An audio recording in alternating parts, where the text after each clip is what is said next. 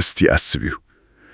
ታውቂያለሽ፣ አንድ በጣም ጎበዝ የሆነ የኮምፒውተር ጌም ፕሮግራመር አድራጊ አዲስ ጌም ሊሰራ አስቧል እንበል። እሺ። እና ይሄ ሰው ጌሙን ሲሰራ ገጸ ባህሪያቱ ምንም አይነት ስህተት እንዳይሰሩ፣ እርስ በርስ እንዳይጋጩና ሁሉም ነገር ማለት ፍጹም ሰላም እንዲሆን አድርጎ ፕሮግራም አደረጋቸው። አዎ። ተጫዋቹ ሲጫወት ምንም አይነት አደጋ የለም፣ ማንም አይሸነፍም። ሁሉም ነገር ቀድሞ በተጻፈለት መንገድ ብቻ ይጓዛል። ታዲያ ይሄ ጌም ምን ይመስልሻል? እውነት ለመናገር ያ ጌም ከሁለት ደቂቃ በላይ የሚጫወተው ሰው አይኖርም። ልክ ነሽ። አሰልቺ ነው የሚሆነው። አዎ፣ በጣም አሰልቺ ይሆናል። ምክንያቱም ታውቃለህ፣ ተጫዋቾቹ ምንም አይነት ውሳኔ ማሳለፍ ወይም ደግሞ ስህተት የመስራት አደጋን ተጋፍተው የማሸነፍ ነጻነት ከሌላቸው ያ ዓለም እውነተኛነት ይጎድልላል። እውነት ነው። ማለት ምንም አይነት ደህንነት ቢኖርም እውነተኛ ህይወት ግን አይኖርም። በደንብ እውነተኛ ህይወት የለም። ምርጫው ዋጋ የለውም ማለት ነው። እና ይህ ምሳሌ ዛሬ ወደምናደርገው ጥልቅ ዳሰሳ በቀጥታ ይወስደናል። አዎ። የዛሬው ትኩረታችን አልቪን ፕላንቲንጋ ባዘጋጁት እግዚአብሔር ነጻነትና ክፋት በተሰኘው መጽሐፍ ላይ ነው። አዎ፣ ታዋቂ መጽሐፍ ነው። በተለይም ከገጽ 34 እስከ 44 ባለው ክፍል ላይ ማለት ነው። ተልዕኳችንም ግልጽ ነው። ሁሉን ቻይ፣ ሁሉን አዋቂና አፍቃሪ የሆነ እግዚአብሔር ያለ ይህ ዓለም ለምን በክፋት ተሞላ ለሚለው የዘመናት ጥያቄ የወንጌላውያን ክርስቲያኖችን እምነት መሰረት ባደረገ መልኩ የፍልስፍና ምላሽ መፈለግ ነው። ልክ ነው። ይሄ በጣም ወሳኝ ርዕስ ነው። እሺ፣ እስቲ ይህንን በዝርዝር እንመልከተው። ታውቂያለሽ፣ እግዚአብሔር ሁሉን ቻይ ከሆነ ለምን ማንኛውንም ሊሆን የሚችል ግን ደግሞ ክፋት የለበት ዓለም አልፈጠረም? ይሄ ጥያቄ ምን መሰለህ፣ ለብዙ ዘመናት የፍልስፍና እና የስነ መለኮት ምሁራንን ሲያከራክር የኖረ ነው። ፕላንቲንጋ በዚህ መጽሐፉ የሚያነሳውን ዋነኛ ነጥብ የነጻ ፍቃድ መከላከያን ወይንም ፍሪ ዊል ዲፌንስን በመጠቀም ነው። እሺ። መነሻውም ጄኤል ማኪ የተባለው ታዋቂ ፈላስፋ ያቀረበው ሙግት ነው። ጄኤል ማኪ ያነሳው ሙግት እኮ በጣም የሚፈታተን ነው። ታውቂያለሽ? አዎ፣ ይፈታተናል። ማኪ እንደሚለው እግዚአብሔር ሁሉን ቻይ ከሆነ ነፃ ሆነው ግን ሁልጊዜም በጎ ነገርን ብቻ የሚመርጡ ሰዎችን መፍጠር ይችል ነበር ይላል። ልክ ነው። እውነት ለመናገር ማኪ እዚህ ላይ ትልቅ ነጥብ ያነሳ አይመስልሽም? እግዚአብሔር ሁሉንም ነገር ማድረግ ከቻለ ለምን ነፃነታችንን ሳይነጥቅ ሁልጊዜ ጥሩ እንድንሰራ አላደረገንም? ከውጭ ሲታይ በጣም አሳማኝና መመለስ የማይቻል ይመስላል። ነገር ግን ፕላንቲንጋ እዚህ ላይ ነው ነገሩን የሚገለብጠው። እንዴት? ማኪ ያቀረበው ሙግት ላይብኒስ ከተባለው ታዋቂ ፈላስፋ የድሮ ስህተት ጋር የተያዘ ነው። ፕላንቲንጋ ይህንን የላይብኒስ ስህተት ይላሉ። የላይብኒስ ስህተት? እሺ። አዎ፣ ላይብኒስ እግዚአብሔር ሊሆኑ ከሚችሉ ዓለማት ሁሉ ፍጹም የተሻለውን ዓለም መፍጠር ነበረበት ብሎ ያምናል። እሺ። ፕላንቲንጋ ግን ይህንን ሲሞግት እግዚአብሔር ምንም እንኳን ሁሉን ቻይ ቢሆንም ሎጂካዊ ቅራኔ ያላቸውን ነገሮች ማድረግ አይችሉም በማለት ይሞግታል። ቆይ ትንሽ ግራ ገብቶኛል። ሁሉን ቻይ የሆነ አምላክ አይችልም ስንል ቃሉ ራሱ ትርጉም አያጣም? አያጣም። ምን መሰለ? ማለቴ ሁሉን ቻይ ከሆነማ ሎጂክንም ራሱ እሱ ነው የፈጠረው። ሁሉን ቻይ የሆነ አምላክ እንዴት ሎጂካዊ በሆነ መንገድ ይገደባል? ይህ በጣም ጥሩ መከራከሪያ ነው። ነገር ግን የሎጂክ ሕግጋት ከእግዚአብሔር ተፈጥሮ ውጭ የሆኑና እሱ ሊቀየራቸው የሚችላቸው የዘፈቀደ ሕጎች አይደሉም። እሺ። የእግዚአብሔር ሁሉን ቻይነት ማለት ኃይል የሚጠይቁ ማናቸውንም ነገሮች ማድረግ ይችላል ማለት ነው። ነገር ግን ማለት ትርጉም የለሽ የሆኑ የቃላት ጨዋታዎችን ማድረግ ይችላል ማለት አይደለም። ምሳሌ ብትሰጪ? እሺ፣ ለምሳሌ 4 ማዕዘን የሆነ ክብ መፍጠር ይችላል ወይ ብለን ብንጠይቅ መፍጠር አይችልም ነው መልሱ። ምክንያቱም ክብና 4 ማዕዘን አብረው አይሄዱም። ልክ ነው። ይህ ግን እግዚአብሔር አቅም አንሶታል ማለት አይደለም።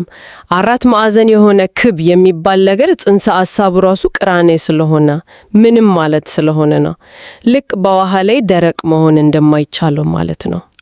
አሁን ገባኝ። ስለዚህ ማኪን ነፃ ሆኖ ሁልጊዜ አንድን ነገር ብቻ እንዲመርጥ የተገደደ ሰው ሲል ልክ 4 ማዕዘን የሆነ ክብ እንደማለት ሎጂካዊ ቅራኔ ያመጣ ነው ማለት ነው። አዎ፣ ሰውን ነፃ አድርጎ ፈጥሮ ግን ያ ነፃ ሰው ሁልጊዜ አንድን የተወሰነ ምርጫ ብቻ እንዲመርጥ ማስገደድ ሎጂካዊ ቅራኔ ነው። ውሳኔው አስቀድሞ ከተገደደ ነፃነት የሚለው ቃል ትርጉሙን ያጣ። ዋው! ይህ ሐሳብ ፕላንቲንጋ ወደሚያነሳው ሌላው ከባድ ጽንሰ ሐሳብ ይመራናል። ታውቂያለሽ? አዎ፣ የኛው ሊሆኑ የሚችሉ ዓላማት ይለዋል።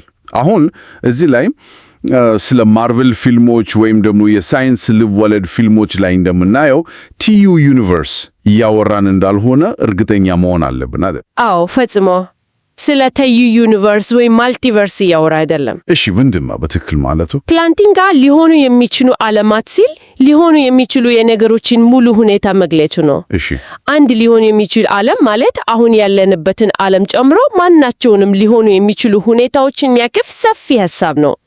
ለእያንዳንዱ ዓለም የሚዛመድ አንድ ግዙፍ መጽሐፍ አለ ብለን ማሰብ እንችላለን።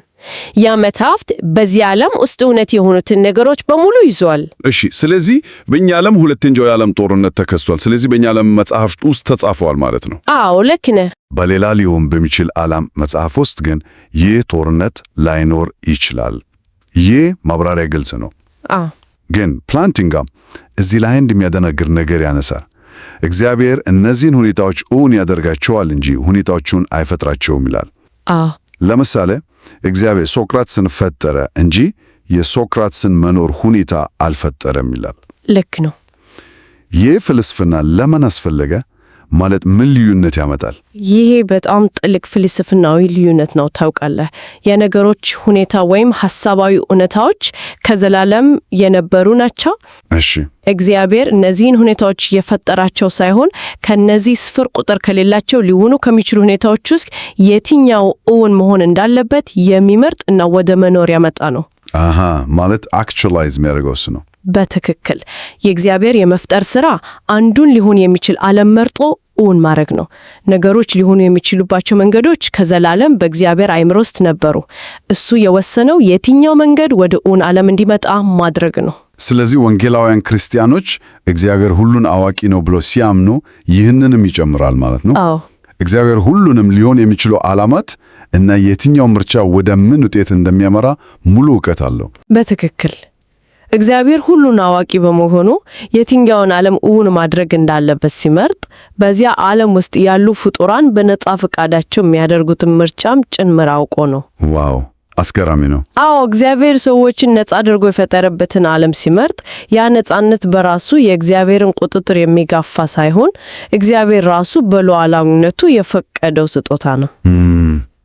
አሁን ፈላስፋው ፕላንቲንጋ ይህን ሁሉ ከባድ የፍልስፍና ሙግት ለማስረዳት የመረጣቸውን ምሳሌዎች ስመለከት ፈገግ ማለት ያልቀረም። ታውቂያለሽ? አዎ፣ ምሳሌዎቹ በጣም ለየት ያሉ ናቸው። ከብዙ እንስሳት አርድቫርክ የተባለውን እንስሳ ነው የመረጠው። አርድቫርክ አፍንጫው ረጅም የሆነው አፍሪካዊ እንስሳ። ለምን ሌላ እንስሳ አልመረጠም?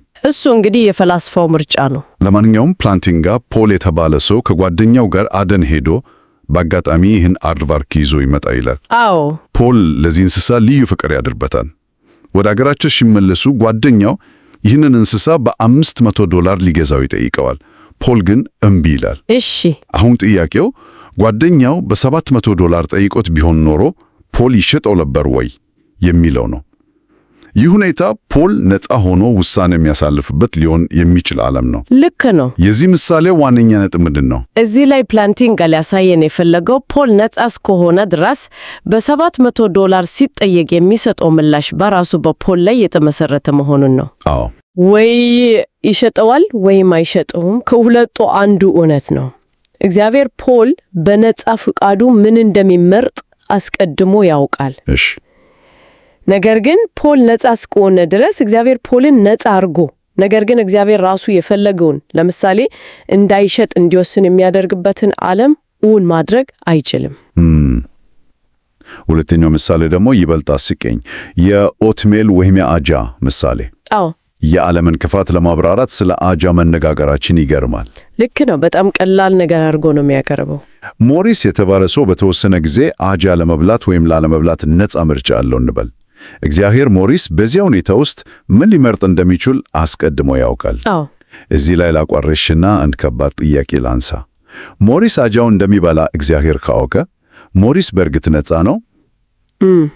ይህ እንግዲህ ማለት ሁሉን ቻይ ሆኖ አምላክ እንዴት አንድን ተራ አጃ የሚበላን ሰው ምርጫ መቆጣጠር ያክትዋል?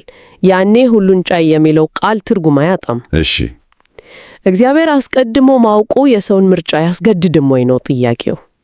ይህን ጥያቄ ብዙዎች ያነሳሉ። ታውቃለህ፣ እግዚአብሔር አስቀድሞ ማወቅ የሰውን ነጻ ፈቃድ ይጋፋል ወይ የሚለው የብዙ ዘመናት ክርክር ነው። በትክክል ፕላንቲንጋ በሞሪስ ምሳሌ ላይ ተመርኩዞ ሲመልስ እግዚአብሔር አስቀድሞ ስለአውቅ አይደለም ሞሪስ አጃውን ለመብላት የተገደደው። እሺ፣ ታዲያ እንዴት ነው? ይልቁንም ሞሪስ ወደፊት በነጻ ፈቃዱ አዣውን ስለሚበላ ነው እግዚአብሔር ያንን ቀድሞ ያወቀው። እውቀቱ የሚመነጨው ከድርጊቱ እንጂ ድርጊቱ ከእውቀቱ የተነሳ አይደለም። ማለትም እግዚአብሔር የወደፊቱን ልክ እንደ ታሪክ መጽሐፍ ከኋላ ወደፊት ያነበዋል ማለት ነው። እውቀቱ ተከታይ ነው እንጂ መሪ አይደለም። ልክ ብለሃል። ስለዚህ ሞሪስ ነጻ ሆኖ አዣውን እንደሚመርጥ እግዚአብሔር ሞሪስን ነጻ አድርጎ ነገር ግን አዣውን እንዳይበላ የሚያደርግበትን ዓለም እውን ማድረግ አይችልም። ምክንያቱም የሞሪስ ነጻ ምርጫ በራሱ በሞሪስ ላይ እንጂ በእግዚአብሔር ላይ የተመካ አይደለም። በትክክል ተረድተዋል። የሰዎች ነጻ ምርጫ እግዚአብሔር እውን ሊያደርጋቸው የሚችሏቸውን ዓለማት ይወስናል። ዋው! ይሄ ታውቃለህ፣ የእግዚአብሔር ኃይል ውስንነት ሳይሆን የእውነተኛ ነጻነት የተሰጠው ፍጡር ተፈጥሮ ያመጣው ሎጂካዊ ውጤት ነው። እውነት ነው። ነጻ የሆነ ፍጡር ካለ ያ ፍጡር የሚያደርገው ምርጫ የዓለሙን አቅጣጫ ይወስናል። እግዚአብሔር ፍጡሩን ነጻ አድርጎ ከፈጠረ በኋላ የፍጡሩን ምርጫ መቆጣጠር አይችልም። ምክንያቱም መቆጣጠር ከጀመረ ያ ፍጡር ማሽን እንጂ ሰው መሆኑ ያበቃ። ይሄ እውነት ከሆነ ወደ ሌላው የፕላንቲንጋ ከባድ ጽንሰ ሐሳብ እንመጣለን። ታውቂያለሽ? እሺ። ትራንስወርልድ ዲፕራይቬቲ የሚለው ሐሳብ። ይሄ በጣም ወሳኝ ነጥብ ነው። ይሄ ቃል ሲሰማ ያስፈራል እኮ። በየትኛውም ሊሆን በሚችል ዓለም ውስጥ እኔ ነጻ ሆኜ ብፈጠር ቢያንስ አንድ ጊዜም ቢሆን ስህተት ወይም ክፉ ምርጫ ያደርጋሉ የሚል ሐሳብ ይመስለኛል። ልክ ነው። ቆይ ግን ይህ እንዴት ሊሆን ይችላል? ከዚህ ሁሉ ቢሊየን ሊሆኑ ከሚችሉ ዓለማት ውስጥ እኔ ፈጽሞ ምንም ስህተት የማልሰራበት አንድ ዓለም እንኳን አይኖርም ማለት እኔ ነጻ አድርጎ ግን ፍጹም የመሆንበትን አንዲት ትንሽ ዓለም ማግኘት ያቅተዋል። ይሄ በጣም ጥልቅ ጥያቄ ነው። ትራንስወርልድ ዲፕራቪቲ የሚለው ሐሳብ ነጻ የሆነ ሰው መሳሳቱን ማይቀር ነው የሚል አይደለም። እሺ፣ ሎጂካዊ በሆነ መልኩ እግዚአብሔር አንተ ነጻ ሆለ ግን ምንጊዜም ትክክለኛውን ብቻ የምትመርጥበትን ዓለም እውን ለማድረግ ቢሞክር ምርጫ በአንተ ላይ የተመሰረተ ስለሆነ እግዚአብሔር አስገድደው ያንን ዓለም ማምጣት አይችልም። ነጻነት ማለት የተለየ ምርጫ የማድረግ አቅም ማለት ነው። እግዚአብሔር አንተን ፈጥሮ አንተ ግን 100% ጥሩ ነገር ብቻ እንድታደርግ የሚያደርግህ ዓለም ቢኖር እና እግዚአብሔር ያንን ዓለም ብቻ ቢመርጥ ያ ዓለም አንተ በእውነት ነጻ የሆንክበት ዓለም አይደለም። ገባኝ። ልክ እንደ ፕሮግራም የተደረገ ሮቦት መሆኔ ነው። በትክክል። ይህ ሐሳብ እንግዲህ ወንጌላውያን ክርስቲያኖች ስለ ሰው ልጅ ውድቀት እና ስለ ኃጢአት ተፈጥሮ ከሚያስተምሩት ጋር በጥልቀት ይስማማል። የሰው ልጅ በእውነተኛ ነጻነት ሲፈጠር አምላኩን መቃወም የመምረጥ አቅሙም አብሮት ይፈጠራል። ታሪክም እንደሚያሳየው ይሄንኑ አድርጓል። እዚህ ላይ ነው እንግዲህ ማኪና ላይብኒዝ የተሳሳቱት። ክፋት የሌለበት ዓለም መፍጠር ያልተቻለው እግዚአብሔር አቅም ስለሌለው ወይም ክፋትን ስለሚወድ ሳይሆን ሞራላዊ በጎነት የሚባሉት እሴቶች እንደ ፍቅር፣ ርኅራኄ፣ ታማኝነት ያሉት የሚኖሩት እውነተኛ ነጻነት ሲኖር ብቻ ስለሆነ ነው። ልክ ነህ። በደንብ ገልጸዋል። ነጻነት ደግሞ ሁሌም የክፋትን አደጋ ይዞ ይመጣል። ማሽን ፍቅር ሊኖረው አይችልም። ስለዚህ እግዚአብሔር ነጻ የሆኑ ፍጡራንን መፍጠር ነበረበት። የእግዚአብሔር ፍላጎት ፍጡራኑ እርሱን ወደደው እና መርጠው እንዲታዘዙት ነው። ፍቅር አስገዳጅ ከሆነ ፍቅር አይሆንም በጭራሽ። እግዚአብሔር ፍጡራኑ እርሱን ለመቃወም የሚችሉበትን ነጻነት ሲሰጣቸው ክፋት ወደ ዓለም ሊገባ የሚችልበትን በር ከፍቷል ማለት ነው። ነገር ግን ይህን ያደረገው ነጻ ፍቃድ የሌለውና ክፋት የሌለበት ዓለም ከሚኖረው ይልቅ ነጻ ፍቃድ ያለው ምንም እንኳን ክፋት ቢኖርበትም ይበልጥ እጅግ የላቀ ዋጋ ያለው በመሆኑ ነው። እውነት ነው። እውነተኛ ሞራላዊ በጎነት ያለበት ዓለም ሮቦቶች ከሞሉበት ፍጹም ዓለም ይበልጣል። ዋው! በእውነት ይህ አእምሮን የሚያስፋ ዳሰሳ ነው። ታውቂያለሽ፣ እስቲ ዋና ዋና ነጥቦችን እናጠቃልለው። እሺ። የዛሬው ጥልቅ ዳሰሳችን ያሳየን እግዚአብሔር አፍቃሪና ሁሉን ቻይ መሆኑ ከክፋት መኖር ጋር ሎጂካዊ በሆነ መንገድ እንደማይቃረንን ነው። የፕላንቲንጋ የነጻ ፈቃድ መከላከያ ይህንን በሚገባ አሳይቶናል። እግዚአብሔር ሎጂካዊ ቅራኔ የሌላቸውን ማናቸውንም ነገሮች ማድረግ የሚችል ሁሉን ቻይ አምላክ ነው። ነገር ግን እውነተኛ ነጻነት እና ማስገደድ አብሮ ሊሄዱ አይችሉም። ልክ ነው። ስለዚህ ሞራላዊ በጎነት እንዲኖር ነጻነት ግድ ነው። ነጻነት ሲኖር ደግሞ የክፋት የመከሰት ዕድልም አብሮ አለ። ይህ ዕውቀት ለአንድ ክርስቲያን አማኝ እጅግ ትልቅ ጠቀሜታ አለው አይደል? በትክክል።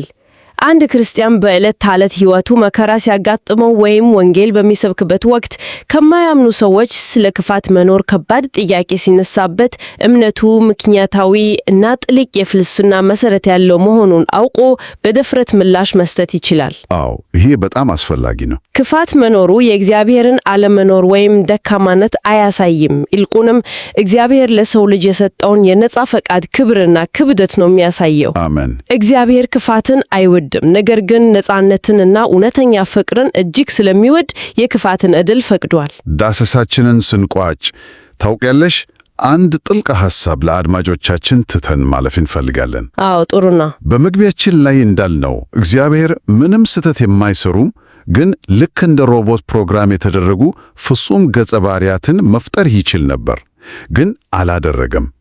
ከዚህ ይልቅ እኛን ነፃ አድርጎ መፍጠሩን መርጧል። አዎ መርጧል። ታዲያ በእውነተኛ ነፃ ፈቃዳችን በብዙ ፈተናና ክፉ አማራጮች መሃል እርሱን ለመወድ እና በጎ ነገርን ለማድረግ የምንወስደው ውሳኔ በእግዚአብሔር ፊት ምን ያህል እጅግ የከበረ ዋጋ ይኖረው ይሆን?